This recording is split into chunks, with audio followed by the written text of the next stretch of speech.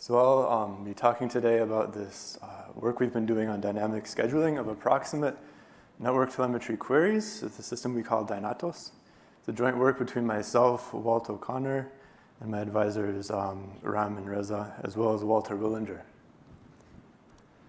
So first, just to sort of set up the context of the problem space we're looking at here.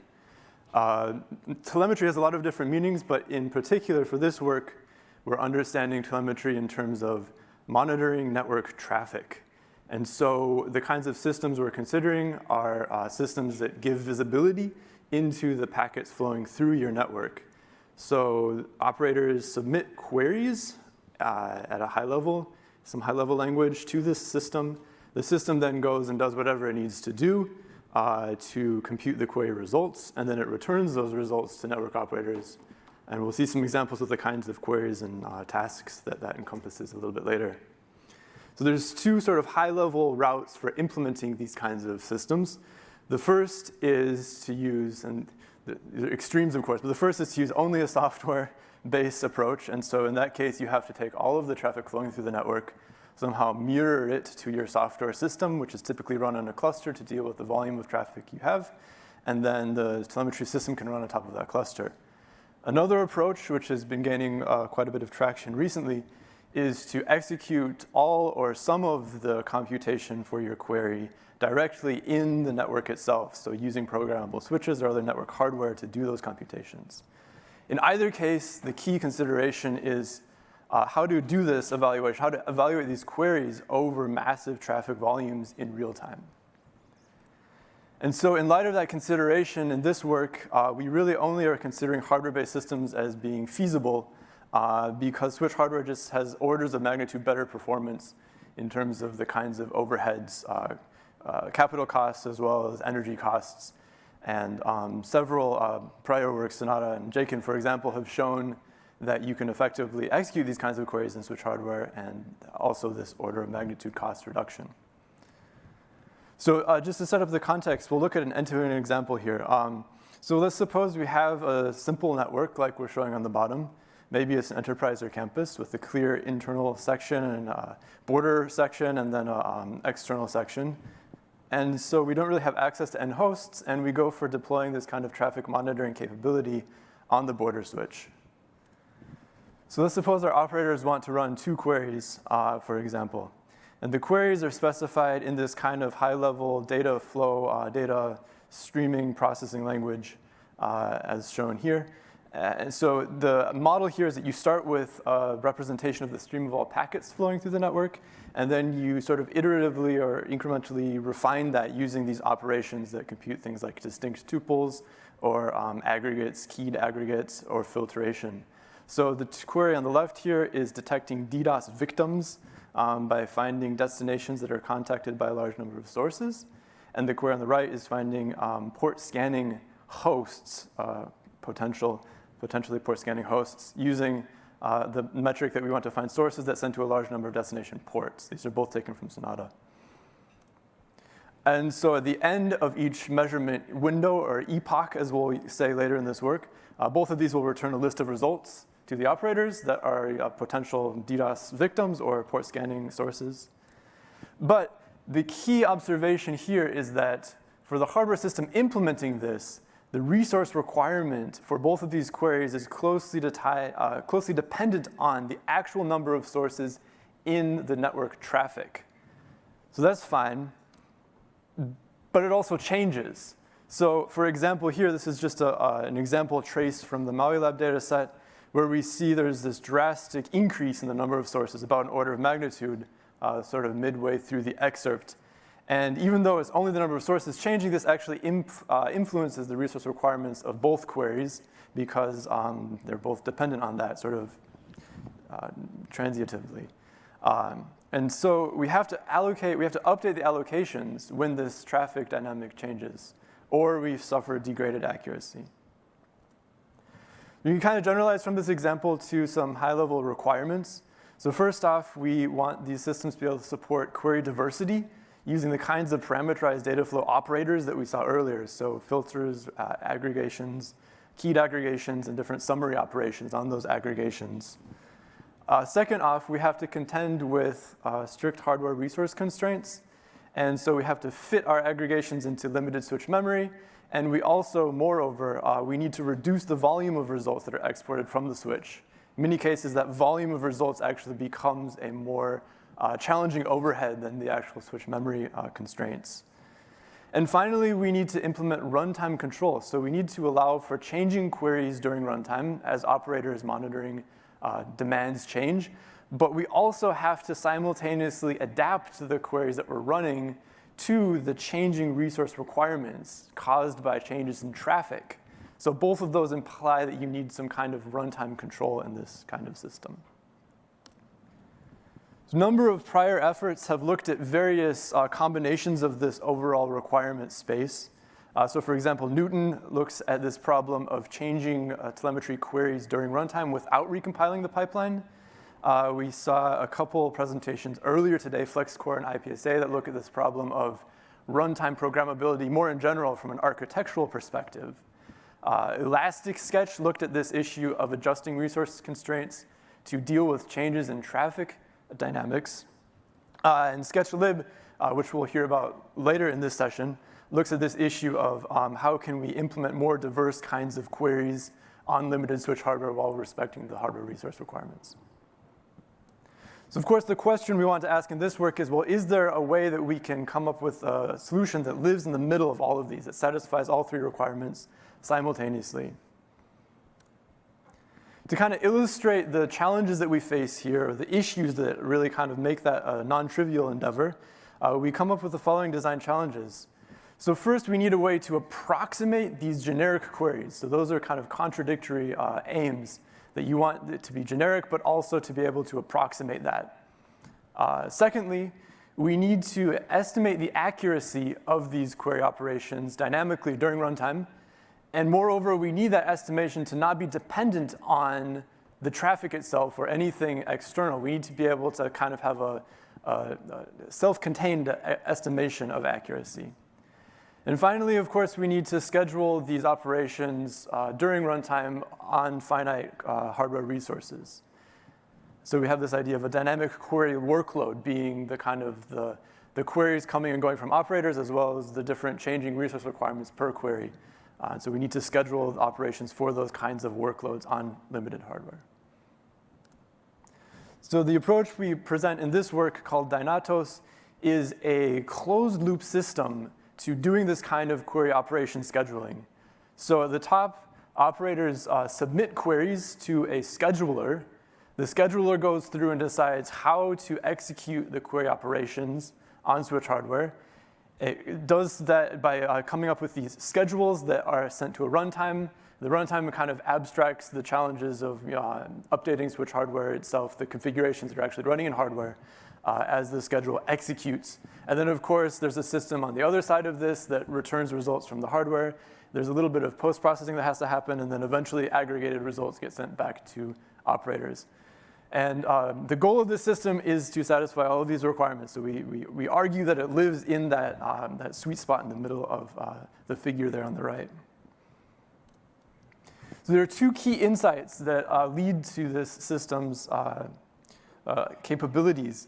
The first is a technique that we call time division approximation. And this is an approximate query computation method, similar in some ways to sketches, but using a more sampling-based approach to the problem. But it enables a similar kind of trade-off that reduces resource requirements in exchange for reduced accuracy and also for reduced latency. The key advantage of time division approximation is that we can estimate the error that it's introducing only based on the things that we've observed. So it does not make any assumptions about the fundamental traffic distribution. And finally, secondarily, our insight is that we can come up with a scheduling formulation that realizes this trade-off enabled by time division approximation to efficiently decide how to execute query operations on limited switch hardware. So the key observation behind time division approximation is very simple. It's just the idea that you don't need to do everything all the time. So for example, maybe query one, so first we take time and we divide it into epochs. And in each epoch, we divide the epoch even further into what we're calling sub-epochs. And so this is kind of the background on which the scheduler operates. So for query 1, for example, maybe it executes in only 2 of the 3 sub-epochs in the first epoch. So that's, of course, you introduce some error because there's some traffic that you'll miss when you're not running these operations. But the really cool thing is that we can map that, this approximation, we can map that method of not running things all the time to something called cluster sampling. And cluster sampling gives us a sound equation to estimate the error of this estimation procedure. And moreover, that estimation is based only on things that we know or that we can estimate secondarily during runtime. So we take the number of sub-epochs that the operation was run for, we take the number of total epochs that's run for, and there's a variance term that goes into this as well. That produces a standard error estimator. And what we observe is that we can take that equation and we can rearrange it into something that we can then use to drive scheduling decisions. And so that rearrangement takes as input a target standard error, the number of epochs that the query operation has been running for, an estimated variance, and it produces an estimate of how many sub-epochs that operation is going to need to be run for. And you have a slight modification of this that allows us to do this over the course of multiple epochs, and so we can trade off latency as well as accuracy. You can see more details in our paper about that formulation. So our scheduling formulation is based on a sort of simple idea that we come up with a fixed schedule at the beginning of the epoch, and the fixed schedule basically just dictates what operations from what query execute during each of the sub-epochs. And so the key observation here is that this allows us to both be deterministic within each epoch, as well as adaptive between epochs. So we can do things like adding queries, so maybe query 4 is added, removing queries, and also updating the decisions about how many sub-epochs each operation is given over the course of multiple epochs. And for the sake of time, I won't get into this, but we have a sort of a 4-stage way of determining these schedules that uses optimization, but then falls back on a fail-safe kind of heuristic method if the optimization fails. The optimization formulation takes as parameters sort of a description of the queries that are running in the particular epoch for which we're generating a schedule. It takes, of course, the number of sub-epochs as sort of a fundamental parameter to the system. And then it also takes constraints from the switch hardware, and it takes objective functions that are specified sort of over all queries by network operators. So they can specify they care about meeting accuracy targets, they care about meeting latency targets, or just minimizing load on collector. And a key insight here is that the estimated number of sub-epochs actually enters into this formulation as an objective because it's an estimation. So we don't want to use estimations as constraints because, of course, there's no sense in trying to do extra work to satisfy something that's an estimation anyway. So there's a way that that estimator works itself in as an objective.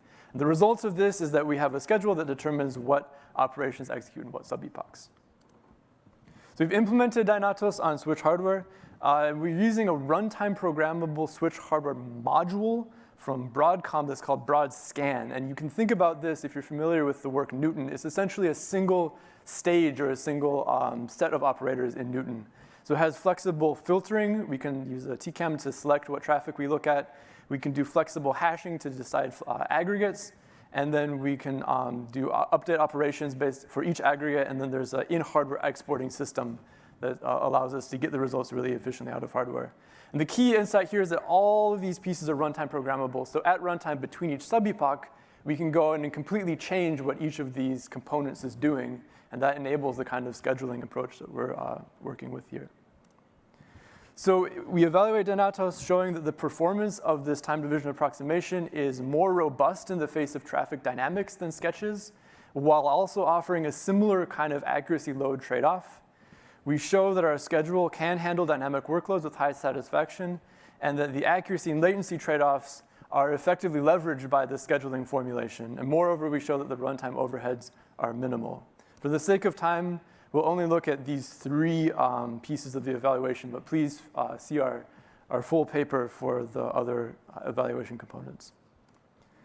So we look at robustness in terms of the example that we looked at earlier from Maui Lab. So just to remember, the trace that the number of distinct sources increases drastically is shown on the top right there.